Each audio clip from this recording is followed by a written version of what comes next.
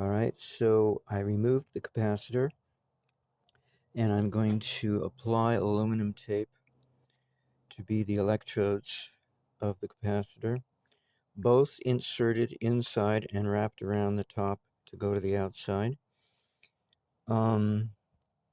which means I will have to use a carbon electrode to connect from the aluminum to the copper strip,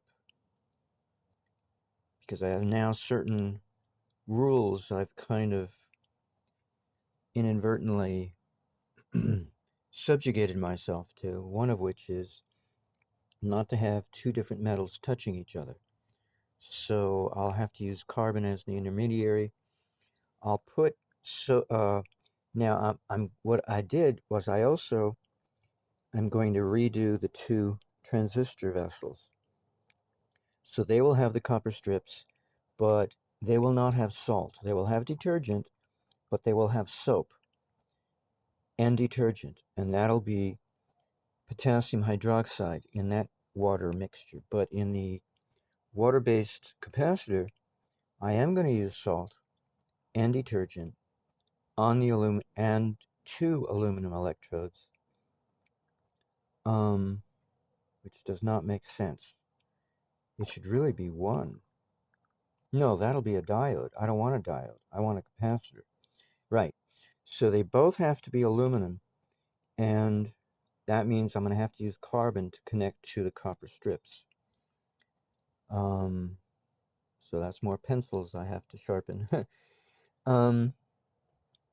Let's see. Okay, so that's the latest of what I've had to add to this monologue.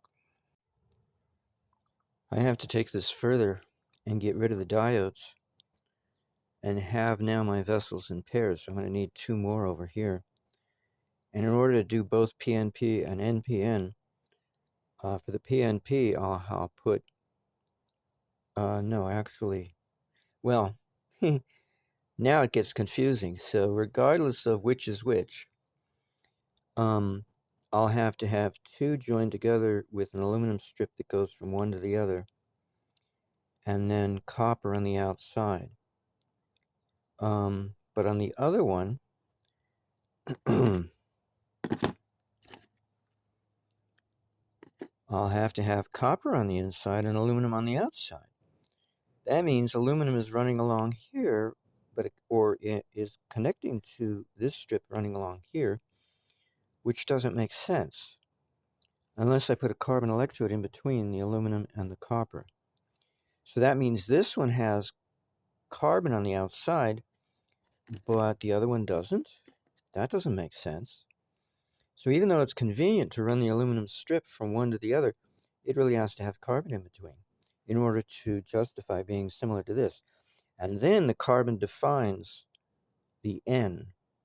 So with the aluminum in the middle, it would be, and the carbon in between, it would be PNP. But with the carbon on the exterior with aluminum and the copper on the inside, it would be NPN. So that makes sense. You need the carbon to define the N. Otherwise, there's nothing there to define the N. Just having aluminum and copper is not enough, and as two diodes either pointing towards each other or two borax diodes, pointing away from each other, or alkali, as the case may be, is not enough. There has to be carbon in there to take it the next step so that it can be considered a transistor, because without things like semiconductors, such as carbon or silica, we don't have a semiconductive transistor. Now, that poses a new problem. How do I connect this to the double pair?